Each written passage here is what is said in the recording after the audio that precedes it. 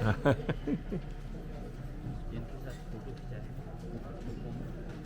ladies and gentlemen, while we are getting the top table ready with the nameplates, Kathy sir has already done the good work of inviting them. I would once again take this opportunity to welcome everyone to the second business session of the day, one that touches upon a subject both timely and essentially, skilling and reskilling the manpower for providing quality services using the latest technology. As we all know, the dynamics of today's workforce are rapidly evolving. Technology is not just changing how we work, but demanding that we continuously upgrade how we think, learn, and apply. And before handing over to Dr. R.K. Tyagi, our distinguished session moderator, I have the privilege of saying a few words about him. Dr. R.K. Tyagi is the former chairman of Hindustan Aeronautics Limited and former CMD of Pawan Hans Limited. A visionary leader, has played a pivotal role in shaping India's aerospace and aviation sectors with 40 years of varied experience in ONGC, Pawan Hans, and thereafter as CMD of Hindustan Aeronautics Limited. He proved himself to be an excellent administrator and technocrat. He is a result-oriented professional, carried out the assignments given to him in most efficient and effective manner, and presently he is an independent director with Air India. Ladies and gentlemen, our distinguished panelists for the session are Dr. Bimal Kumar, General Manager HAL, Ms. Alpana Chaturvedi, CEO SLS Logistics Academy Private Limited, and Shri Manish Rokhade, General Manager Pawan Hans Limited, and Shri A.K. Pathak, Consultant RGNAU. I would leave on our moderator, Dr. R.K. Tyagi, sir, to introduce the panelists. And over to you, sir, to kindly take over the proceedings. Thank you very much. Excellent. All awake? Prove your presence by giving a big clap. Excellent. I have 5 books, wonderfully written, How to Live an Extraordinary Life. And they are all signed with best compliments from General Singh. So I am looking for 5 proud recipients of these books. Okay? The first question is, how many airports are today? Otherwise, आप जवाब नहीं दे सकते. How many airports are today in the country, and how many are going to be by the year 2030? Quick. Yeah, please.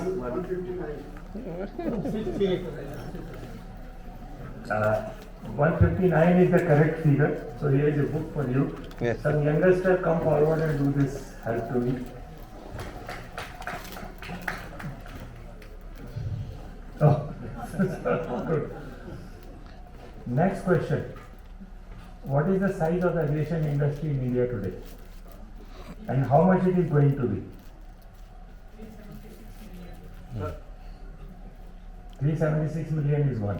Yeah. 16 billion. And how much it is going to be? It's about 26 billion. It will be about 30 billion. Can I give it to him? तुम्हारे लिए मैं बाद में एक अलग से gift लाऊंगा. हाँ, टाइम शॉर्ट है ना, ये हैज टू जंप क्यों.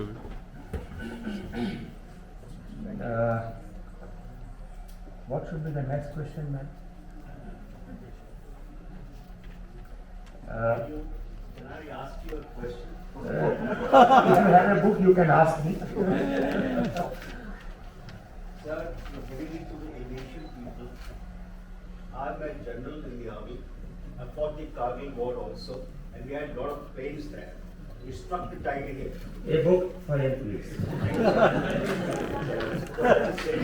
You are minded. Thank you, sir. My idea of asking these questions is, one way of setting the theme for this session is, I start with how many airports we have, how many it is going to be, what is the size of industry, how much it is going to be. So I thought I involve the audiences, and for a Karvi Bar hero, it is a proud privilege to give you one. When we talk of aviation industry in the country, we talk about employment. 2047, we want to be a developed country, and we want skilled people good people to be developed. So how many people are employed in the industry today? And what are likely to be the employment figure of 2030? 1 million is one figure which is not really very correct. 3 million. Huh? 3 million. 3 million. I give this to the person who answered 1 million. Actually, Motamoti told me there are 3.5 lakh people who are directly employed and another 3 times of this who are indirectly involved. So I think this is a good for you. अच्छा पता नहीं वो ठीक भी है पर ठीक है इसलिए क्या ठीक है लास्ट बुक आज किसी का बर्थडे है young girl excellent please get up tell us your name and be sure are you sure it is your birthday मतलब किताब लेने के लिए तो बर्थडे नहीं है डेट ऑफ बर्थ उनका नाम दे दो Aadhaar card I am carrying your Aadhaar card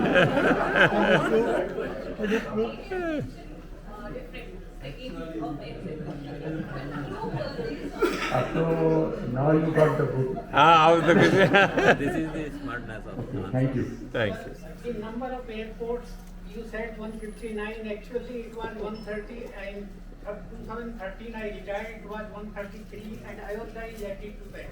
हाँ So there are 134 airports as on date. Today अच्छा also, अच्छा देखो today also it was told. if I had another book I would have given to you देखो हम लोग figures ना this is the figure given by the secretary in the morning 159 and No, today also it was announced in the actually अच्छा देखो इस session को complete कर लेते हैं अदरवाइज सेठ साहब मुझे अगली बार ये काम नहीं करेंगे today morning it was चलो यार so we are talking about skills 168.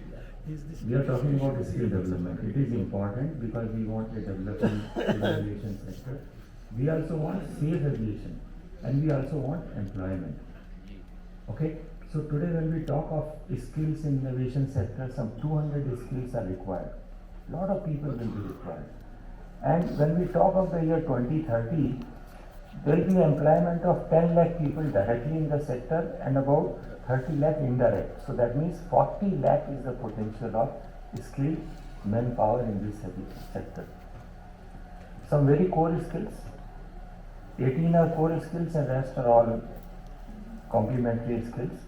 Today when we talk of the skill setup in the country in aviation, we are talking about 37 flying schools, 57 AMEs schools.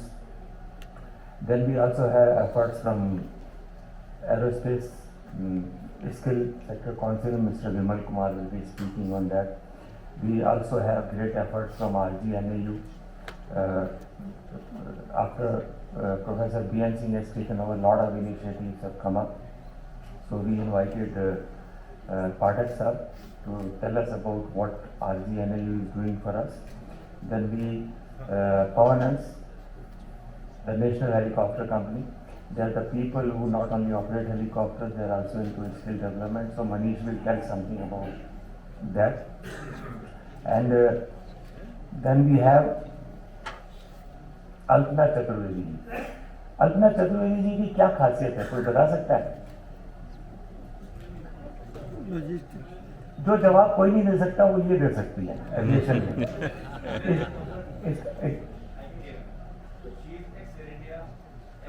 X Air India ex airport authority आईटा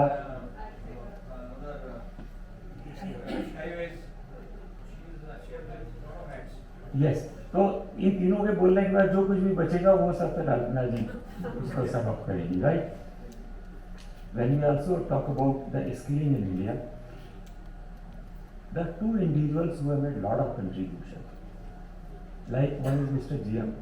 Rao airports national international apart from that he had a vision to start a AME school in Hyderabad last year it started 137 students 4-year course 2 years theoretical training and 2 years practical training. And the kind of AMEs which are coming out of that school, I am told that their career profile is already booked. There are a lot of people who are going and telling that once these people complete the course, we need them. Another person who had a vision and who created a lot of systems in skill development in aviation is Mr. Tushar Gandhi. Cargo Service Center, the air cargo person, the 5th generation entrepreneur. And he is one person who, along with Air Cargo Forum of India, has developed many skills and preparing the people for handling the air cargo growth in the country. So these two individuals come to my mind, visionaries, then these institutions come to my mind, and with this we start our session. And 1005. UPS offers. Sorry? Sorry, UPS offers MBA in aviation management. Okay, so UPES and in fact for that matter MIT University, and there are so many players who are together, but I leave it to Alpana ji to sum that up. And I am also encouraged with the presence of two very smiling girls, Vandana and Anjana. They are the people who are in aviation for last so many years. Vandana ji, again a very active contributor in cargos. And Anjana, I am told, Sanjay was just telling me she is handling the operations of what?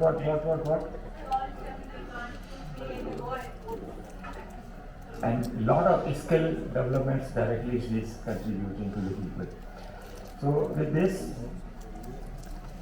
1006 कितने बजे खत्म करना है? बैठे तो है एकदम बहुत नहीं 1 hour नहीं, ज़्यादा हो जाएगा. We are just before like 40 minutes. So I request all the speakers to confine to initially 5 to 6 minutes, and then if the time is left, we'll go for some questions and answers.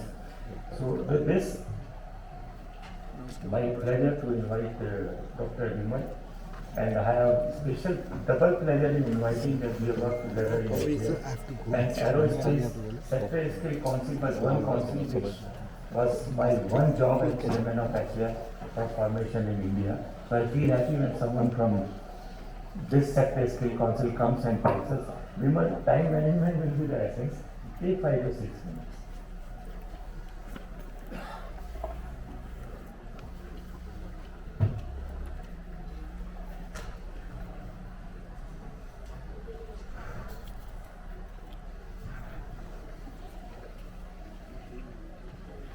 If somebody can come and help me with the presentation.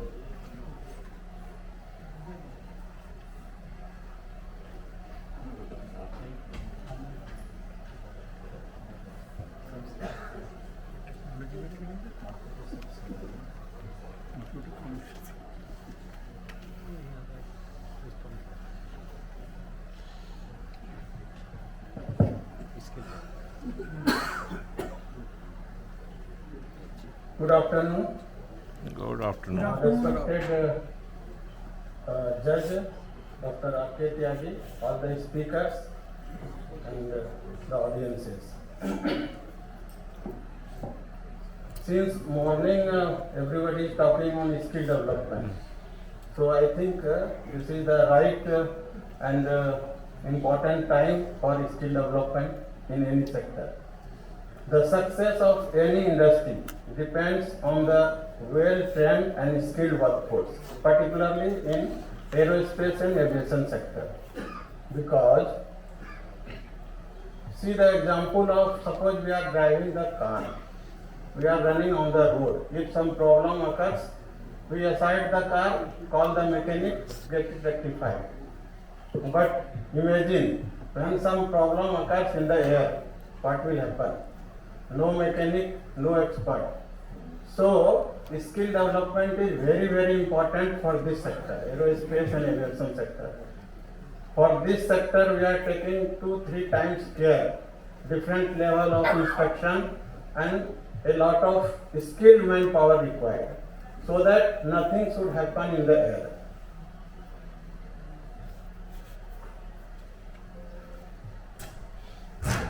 Therefore, this we will talk 3 types of skilling. One is upskilling, reskilling, and the multi-skilling. Because aerospace and aviation sector is in the same type of business, We are also doing several type of skill development in HCL. So first, quickly we will go about the skill development in HCL.